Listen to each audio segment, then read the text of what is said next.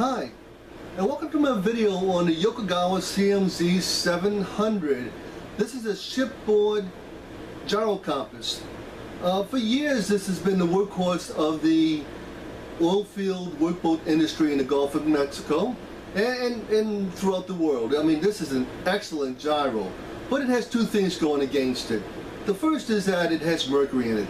So there's the environmental concerns, and also with the aluminum crew boats and whatnot, there was a concern of mercury getting into the bilge or into the tanks. When mercury gets on aluminum, it will, this totally destroy the structure. It will eat it away, make it, so it's really bad news for aluminum. The other thing is, it has to be serviced every 2 to 3 years, and that's expensive enough. And when you replace a gyro spear, that's about $10,000, and that's a lot of money.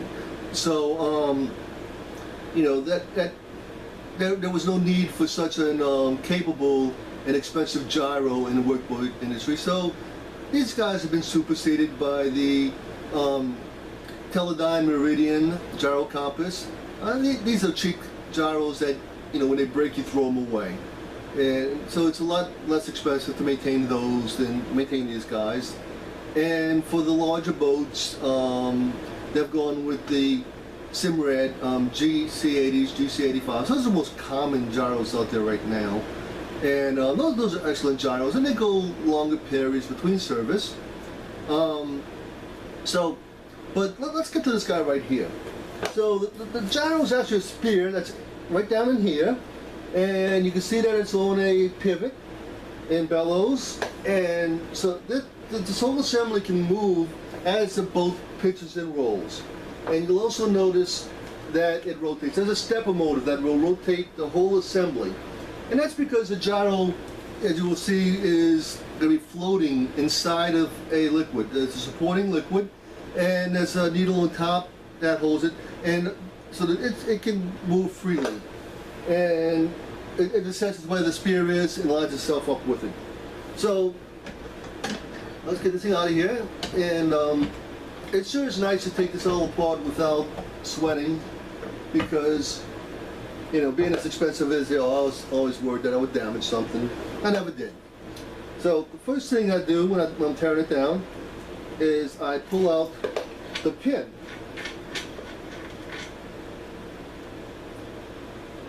And I'm taking this thing apart and just left a few connections so I can take it apart easily. So here you go. Here's the pin right here, and this is a good pin, and it's also used on the CMZ 900, which is the non-mercury variant of the Yokogawa gyro.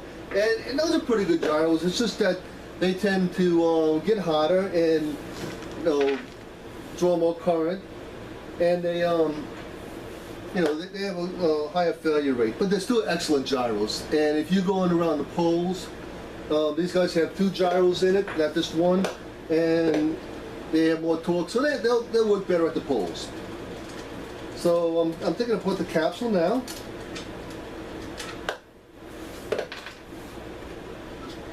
And there you go, this is the capsule. You can see the little vent holes right here, and this clear part right here. This is an expansion area, so that as the supporting fluid heats up and expands, it can expand into there, and it can contract when it cools off. It's all sealed up, so nothing's going to leak out. You just don't want to build up pressure in there. And here is a spear, and you can see where that needle goes in right there. There's a little cup going into it, a dimple, and there's a metal cup in there that has a small amount of mercury, and the needle will go in there. And then there would be, on top of that would be what they call the insulator. It was a clear liquid, and it looked like it was nothing, but without it, you would have excessive current draw, and you would have a chemical reaction occurring here with the carbon and stuff, and you would have a certain amount of methyl mercury would be formed. And that's an organic molecule of mercury that is really toxic. It will get caught up in your fat cells and stick with you for a long time. And that's why you don't eat large predatory fish, because they build it up in them. So you see here they got the carbon electrode at the bottom. Excuse me. And you drain hole And you'll also see there's two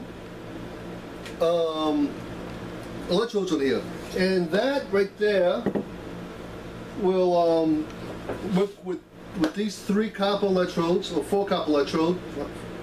And what happens is the gyro assembly will rotate around here until you get a balanced signal, where this is in sync with the synchronization signal, and that's how it knows where it's at. And as the phase changes, the whole assembly will rotate with it. Very, very effective. And you can see at the top here, there's all the electronics. Nothing really spectacular. It's just a bunch of electronics and a stepper motor. So that's basically it. There's not a huge amount to it. So I'm gonna tear apart the spear and come back. So I'll be back instantly because this is video. So I've utterly destroyed the gyro spear and dismantled the gyro. As you can see right here, it's clean shot through its housing. You can see I opened the thing up like a can opener. In fact, I had a little fun. I texted one of the other technicians that I work with a picture of this. He's been in the business forever, and it was partially torn apart. It looked like it exploded, and he immediately called me and asked me what the hell happened.